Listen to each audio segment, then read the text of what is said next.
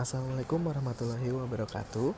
Perkenalkan, nama saya Salinanda Setia Atmaja, NIM 181031221058 dari Universitas Lambung Mangkurat. Di sini saya sebagai mahasiswa pertukaran pelajar di kelas Permata Sakti yang mengambil mata kuliah e-bisnis di Universitas Jambi. Baik, pada kesempatan kali ini saya akan membahas tentang wireless commerce. Nah, baik, pertama-tama marilah kita membahas apa sih itu wireless. Nah, wireless jika diartikan secara harfiah adalah nirkabel atau tanpa kabel. Jadi, transmisi yang dilakukan tanpa menggunakan kabel tapi menggunakan gelombang mikro hingga satelit. Banyak istilah yang menyangkut tentang wireless. Nah, apa saja sih istilah-istilah tersebut? Nah, yang pertama adalah wireless device atau perangkat nirkabel. Perangkat nirkabel sini adalah perangkat yang dapat berkomunikasi tanpa kabel, baik ke internet maupun perangkat lain. Contoh dari perangkat ini adalah ponsel, PDA, smartphone, dan lain-lain. Istilah kedua adalah WAP. WAP adalah singkatan dari Wireless Application Protocol. WAP adalah protokol yang digunakan pada teknologi wireless. Protokol ini difokuskan pada keterbatasan yang mencolok seperti display screen dan memori. Sehingga protokol ini dapat menyajikan informasi yang sama seperti informasi yang disajikan di desktop. Hanya saja dengan ukuran yang lebih kecil. Tetapi WAP pada zaman sekarang sudah tidak begitu populer karena smartphone sudah dapat membuka web berbasis HTTP seperti pada desktop. Nah, baik, istilah yang ketiga adalah microbrowser. Browser di sini sebenarnya sama seperti browser pada desktop, tetapi dikhususkan untuk menggunakan protokol WAP. Contohnya yang terkenal adalah Opera Mini. Nah, itu tadi adalah pengertian dan istilah dari wireless. Nah, selanjutnya di sini adalah media transmisi pertukaran data. Nah, media transmisi di sini terbagi menjadi beberapa bagian. Dan teknologi wireless sendiri menggunakan media transmisi udara dan tetap ada batasan jarak tertentu seberapa jauh peralatan yang menggunakan teknologi wireless dapat saling berkomunikasi dalam melakukan pertukaran data. Nah, untuk medianya sendiri adalah yang pertama microwave atau gelombang mikro. Gelombang mikro di sini adalah gelombang elektromagnetik dengan panjang gelombang antara 1 mm hingga 1 meter. Gelombang ini memiliki frekuensi di atas 300 MHz atau 0,3 GHz hingga 300 GHz. Gelombang mikro termasuk gelombang dengan frekuensi super tinggi. Dengan standar SHP adalah 3 hingga 30 GHz atau 10 hingga 1 cm panjang gelombangnya. Dan yang kedua adalah satelit. Satelit adalah alat elektronik yang mengorbit bumi yang mampu bertahan sendiri. Bisa diartikan sebagai repeater yang berfungsi untuk menerima sinyal gelombang microwave dari stasiun bumi. Yang ketiga adalah radio. Nah, di sini sistem radio adalah salah satu sistem transmisian untuk menyalurkan informasi dari satu terminal ke terminal lain menggunakan perangkat radio dengan media transmisi udara. Dan yang terakhir di sini adalah infrared. Infrared adalah generasi pertama dari teknologi koneksi nirkabel yang digunakan untuk perangkat mobile. Infrared sendiri merupakan sebuah radiasi gelombang elektromagnetis dengan panjang gelombang lebih panjang dari gelombang merah namun lebih pendek dari gelombang radio. Nah, itu tadi merupakan media transmisi dari wireless atau media pertukaran data dari wireless.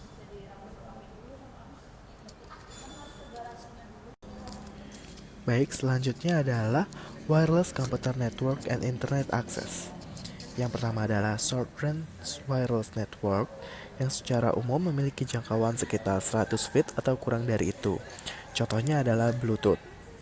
Dan yang kedua adalah ultra wideband Ultra Wideband merupakan sebuah platform frekuensi radio yang dapat digunakan oleh personal area network untuk berkomunikasi secara wireless dalam jangka pendek namun dengan kecepatan tinggi. Yang ketiga adalah Near Field Communication, merupakan sebuah bentuk komunikasi nirkabel jarak pendek di mana antena yang digunakan lebih pendek daripada gelombang sinyal operator.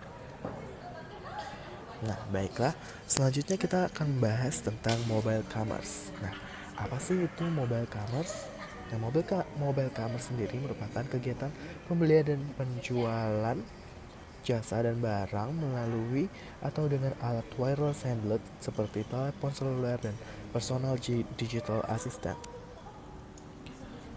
M-commerce sendiri merupakan sistem perdagangan elektronik yang biasanya digunakan dengan peralatan portable. Pada saat pengguna komputer berpindah dari satu tempat ke tempat lainnya, pengguna komputer tersebut dapat melakukan transaksi jual beli produk di internet dengan menggunakan sistem M-dagang ini. Mobile commerce menjalankan bisnis utamanya seperti bisnis yang dijalankan pada e-commerce, yaitu jual beli barang atau jasa melalui internet. Nah, yang membedakannya dengan e-commerce adalah penggunaan mobile device dalam melakukan transaksinya. Mobile device ini merupakan syarat wajib yang harus ada dalam menjalankan bisnis mobile commerce. Nah, istilah lain dari M-business ini adalah mobile business dan M-dagang. Nah, baik, itu tadi merupakan pengertian dari mobile commerce. Nah, selanjutnya kita akan membahas tentang kelebihan dari mobile commerce sendiri. Nah, mobile commerce ini lahir setelah adanya e-commerce yang pada umumnya dilakukan melalui media internet. Kelahiran mobile commerce terutama dipicu oleh tingginya tingkat penetrasi handphone di seluruh dunia dibandingkan sistem e-commerce lainnya. Nah, kelebihan mobile commerce ini yang pertama adalah ubiquity, yaitu pengguna dapat mengakses dari mana saja dan kapan saja. Jadi penggunaan mobile commerce ini dapat fleksibel di mana saja dan kapan saja bisa digunakan. Nah, yang kedua adalah security. Pada umumnya handset dilengkapi dengan smart card reader dan smart card, sehingga dapat digunakan sebagai secret authentication key.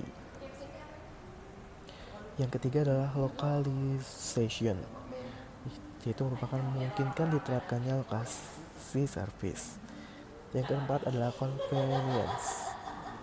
Ukuran dan berat dari handset membuat penggunanya nyaman dalam bertransaksi. Yang terakhir adalah personalization. Handphone merupakan perangkat yang bersifat personal sehingga memungkinkan untuk menawarkan layanan atau produk yang bersifat personal. Nah, dari kelebihannya tadi, mobile commerce memiliki kekurangan, yaitu keterbatasan perangkat. Yang kedua, tingkat keberagaman perangkat jaringan dan operating system yang sangat tinggi. Yang ketiga adalah tingginya tingkat kehilangan atau pencurian handphone sehingga membuatnya sangat memiliki kelemahan yang sangat tinggi, karena apabila handphone itu hilang maka tidak akan bisa bertransaksi melalui mobile commerce. Dan yang terakhir adalah bertambahnya tingkat kerawanan terhadap security ketika transfer data melalui air interface. Nah, itu tadi merupakan kelebihan dan kekurangan dari mobile commerce. Dan berikut merupakan kita akan bahas tentang batasan-batasan e-commerce. Yang pertama adalah standar dari security protocol, di mana masih belum adanya kesepakatan dan standarisasi dari metodologi keamanan dalam menggunakan seluruh mobile enable website. Hal ini berhubungan dengan kepercayaan pengguna m-commerce seperti dalam aktivitas online payment dan sebagainya. Yang kedua adalah lisensi 3G. Kebanyakan lisensi dari penggunaan dan pengembang 3G masih ditenderkan oleh pemerintah dan dari beberapa negara. Dari beberapa negara lain, lisensi 3G tidak dijual atau ditenderkan dengan harga yang murah. Perbedaan-perbedaan ini menyebabkan beberapa negara belum dapat dilayani standar 3G atau walaupun ada tentu dengan harga yang sangat mahal. Yang ketiga adalah transmisi. Batasan transmisi juga menjadi penghambat dari perkembangan e-commerce. Beberapa hal yang utama seperti pengaruh cuaca, situasi dan kondisi geografis dari suatu daerah, dan batasan dari daya pancar gelombang. Yang ketiga adalah bandwidth. Kapasitas bandwidth untuk koneksi yang ada masih memberikan batasan bagi perkembangan 3G dewasa ini, sehingga di beberapa negara yang perkembangan jaringan internetnya belum modern tidak dapat mendukung bagi perkembangan 3G tersebut. Dan yang terakhir merupakan kekecewaan pengguna. Selama perusahaan pengembang e-commerce masih terus mencoba menyempurnakan teknologinya, tentunya batasan-batasan yang masih ada tersebut kadangkala dapat mengecewakan para pengguna yang ada dan mempengaruhi dukungan para pengguna bagi perkembangan dari e-commerce itu sendiri. Nah, itu tadi merupakan batasan-batasan dari e-commerce. Nah, selanjutnya ini merupakan contoh dari aplikasi e-commerce. Nah, apa aja sih contoh-contoh dari aplikasi e-commerce itu? Nah, yang pertama adalah financial technology, di mana financial technology sekarang ini bisa disebut financial service atau bisa disebut sekarang sebagai financial technology sebagai perkembangan zaman dan perkembangan teknologi saat ini. Nah, salah satunya adalah OVO, Dana, GoPay dan lain-lain. Yang kedua adalah mobile banking. Nah, setiap bank rata-rata memiliki mobile banking untuk memudahkan nasabahnya untuk bertransaksi pada bank tersebut. Contohnya adalah BNI Mobile Banking dan masih banyak lagi, di mana dalam mobile banking tersebut juga sangat lengkap untuk transaksi-transaksinya seperti pembayaran, transfer, dan lain-lain. Yang ketiga adalah wireless electronic payment system. Sistem pembayaran elektronik kabel. Dengan sistem ini, ponsel bisa menjadi alat pembayaran yang aman dan menjadi alat pembayaran yang sah di jaringan seluler. Yang keempat adalah wireless bill payment. Di sini beberapa perusahaan kini menyediakan layanan pembayaran tagihan via ponsel. Ada sistem yang disebut dengan Smart Pay System. Sistem ini membantu pembayaran hanya dengan memasukkan kode rahasia untuk mengesahkan pembayaran dari bank. Dan yang terakhir adalah Mobile Wireless Wallet atau dompet digital. Nah, itu tadi merupakan contoh-contoh dari aplikasi e-commerce.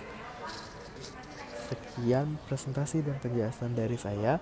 Apabila terdapat banyak kesalahan dan kekurangan, mohon dimaafkan. Wassalamualaikum warahmatullahi wabarakatuh.